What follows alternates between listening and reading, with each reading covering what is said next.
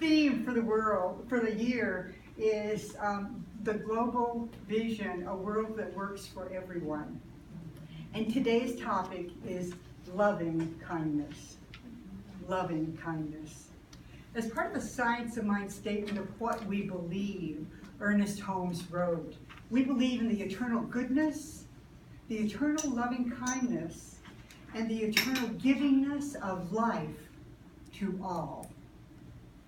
He also said, love is the lodestone of life. There's nothing cold or unfeeling about the philosophy of religious science and the practice of the science of mind. To be effective, it must pulsate with deep feeling. Coldness, criticism, and unkindness have no place in this philosophy or in this science. Our teaching is that life, spirit, God, whatever you want to call it, surrounds us and infuses us with goodness.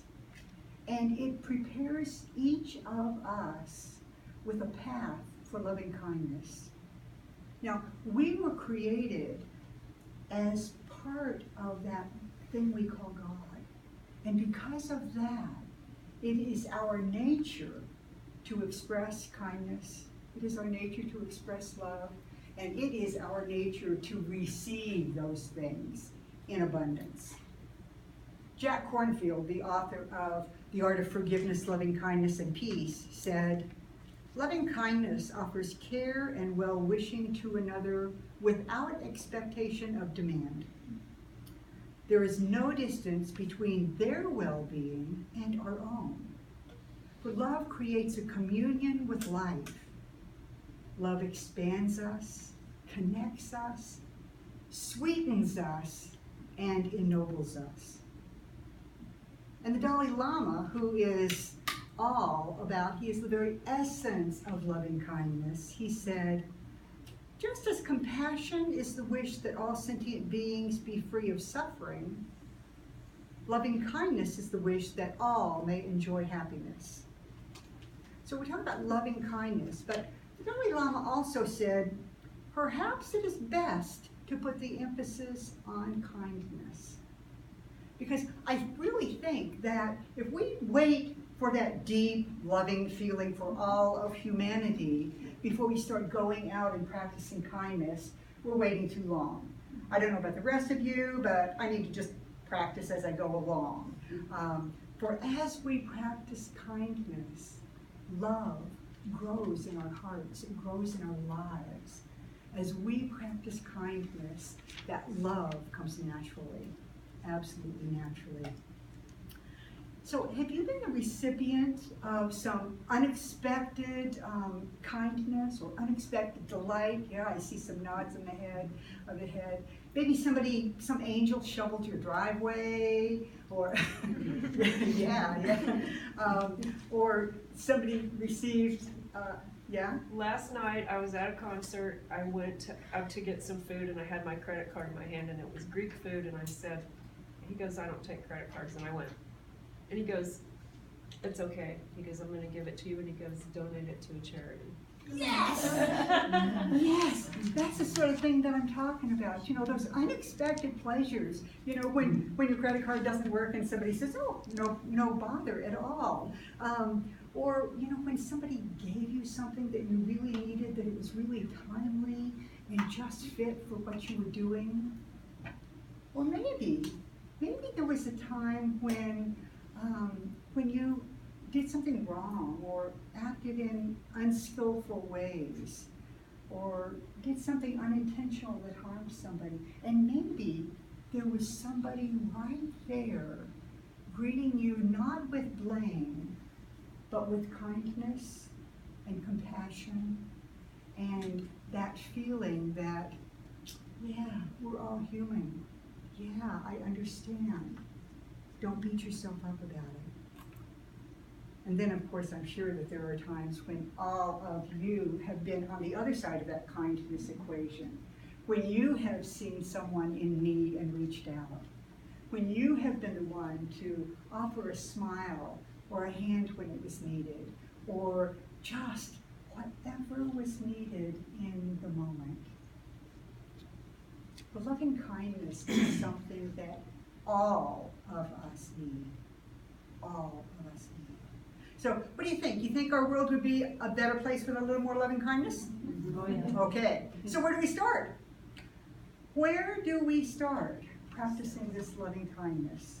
Love ourselves. How? Yeah, ourselves, definitely. How many times, for most of us, have we felt bad after a mistake, or beat ourselves up, or thought that we were less than what we should be because we have done some human thing? How many times have we been less than kind to ourselves? In talking about loving kindness, Jack Kornfield said, "Make certain to include yourself. One of the greatest blocks to loving kindness is our own sense of unworthiness.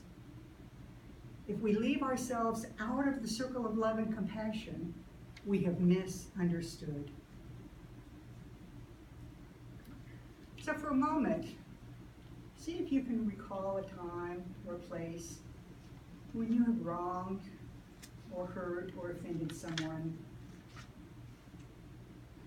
And now, extending kindness to yourself, ask if you absolutely intended harm in that moment.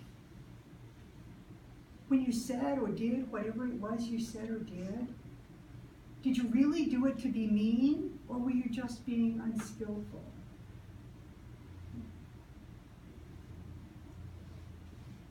And I invite you to be gentle with yourself, to offer yourself the same gentleness, the same kindness that you would offer to your most beloved person in the world.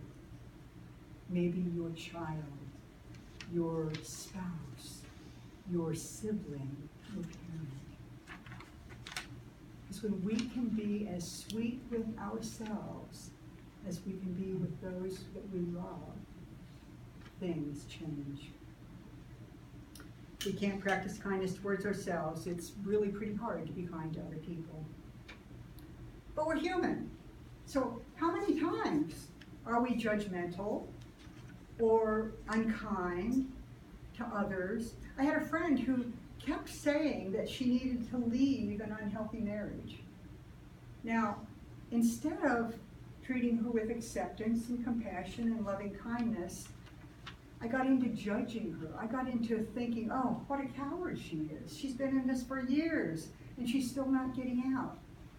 And then I had a reminder, and I stopped and looked to see what it was in me. What it was in me that had been hurt at some time that was causing me to judge her about this. Because usually, when we're judging other people, when we're being unkind, it comes from that place of having been wrongfully treated or having been hurt ourselves in the past. And so what I found is that when I was able to go back and do my work around that, when I was able to do the work that I needed to do, I could come to a place of acceptance and compassion for her.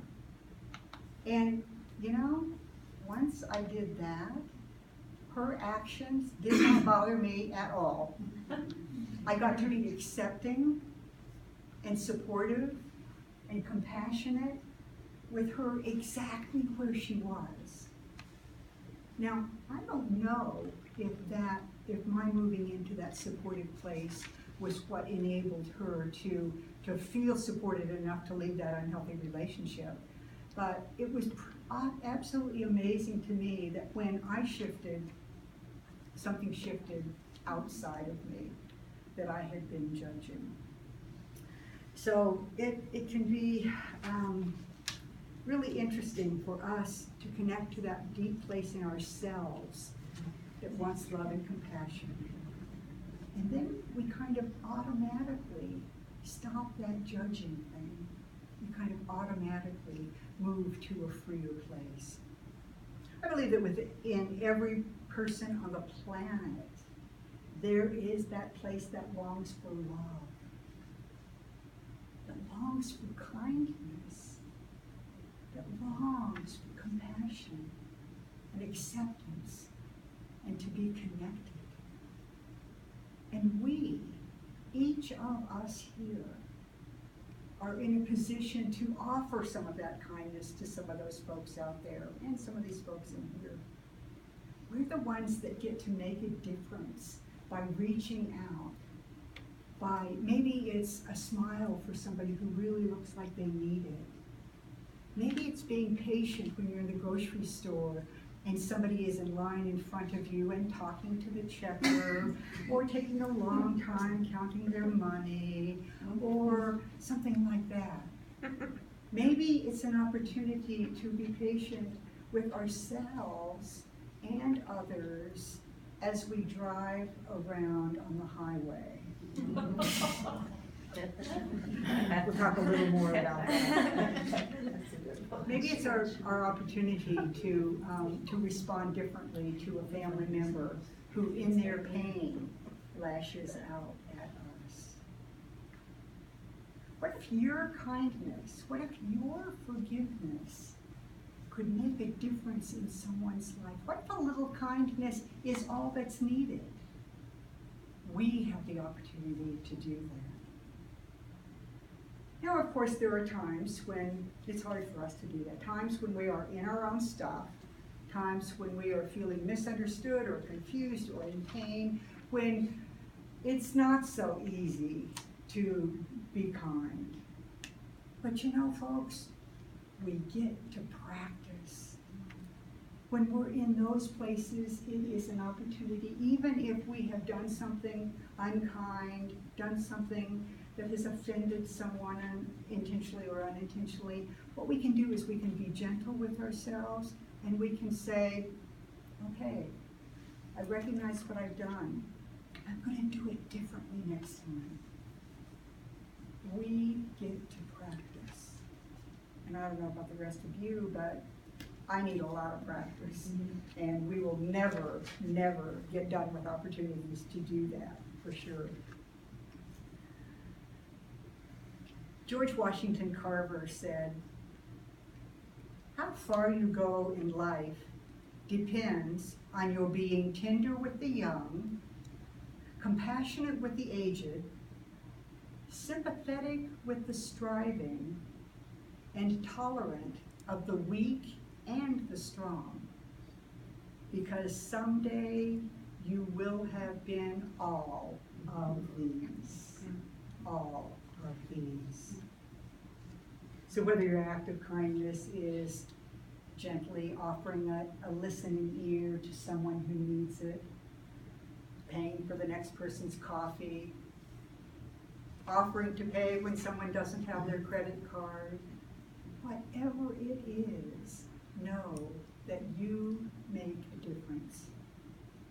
And loving kindness, that treating each other's well-being as if it were our own, is such an important part of our teaching of oneness, our teaching that we are all connected, the teaching of Jesus that what you do to someone else, you do to me, you do to everyone, for we are connected, one human family.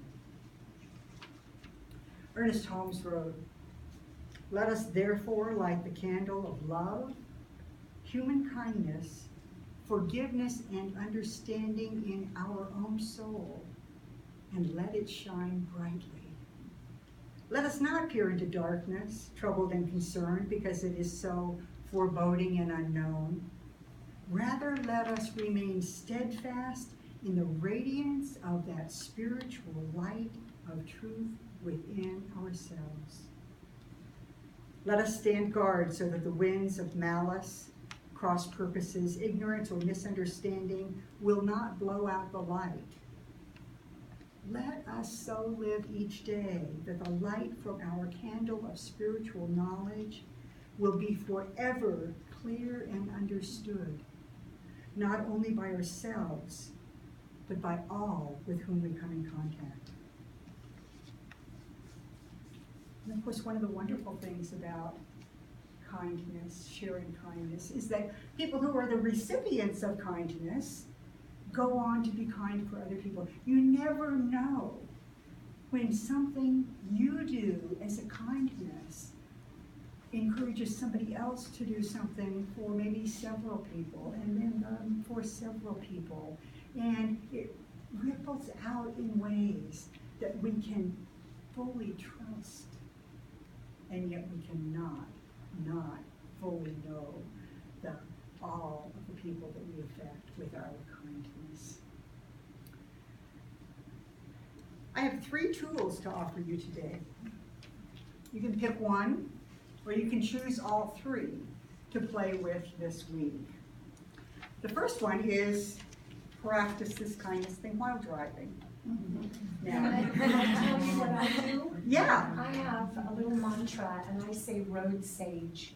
Oh. Road sage. Road sage. And I just keep repeating it. And then peace, I breathe it in. Road sage. Perfect, perfect. So do the road sage thing. Or bless every driver on the road around you, even those whose driving style doesn't really coincide with what you would like to see, okay?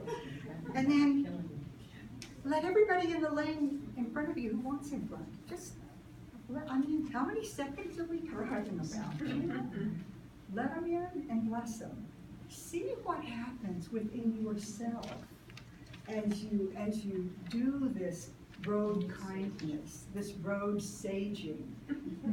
And watch what happens to the traffic around you. It can be pretty amazing to see how they shape up. Okay. The second thing is the random acts of kindness way of thinking. One simple act of kindness a day. If you can commit to that, to doing it just consciously, just because we can, treat it as a spiritual practice. Okay, what am I going to do today? What kindness can I do? How can I keep my eyes wide open and keep my heart wide open to see what's needed so that I can step in? I can step in with a word of encouragement. I can step in with a smile. I can step in with whatever it is that I can give.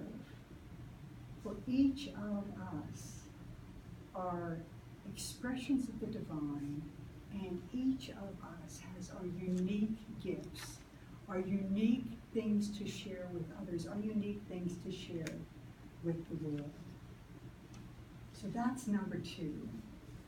One small act of kindness each day, and watch what happens. The third one is the loving kindness meditation. Now, it takes many forms, and you've been given a bookmark. Does everyone have one? What I can pull out of Here you go. It's amazing what I get out of it. Okay. And we're going to see it on the screen as well soon. Technical problems. Technical problems. We're not going to see it on the screen. But we've got this in our hands. I'm so glad I made these. Yeah, who knew? You did. So the idea of this is that first we offer loving kindness to ourselves. Then we offer it to other specific people. And then we offer it to the world, to all of humanity. Now, the middle part there, where you see the blanks on the may blank be filled with loving kindness, etc., that is to fill in somebody's name. Now, the suggested way of doing this is to first, that's okay, Sandy, we're good. Don't worry about it. We can do everything else without words on the screen.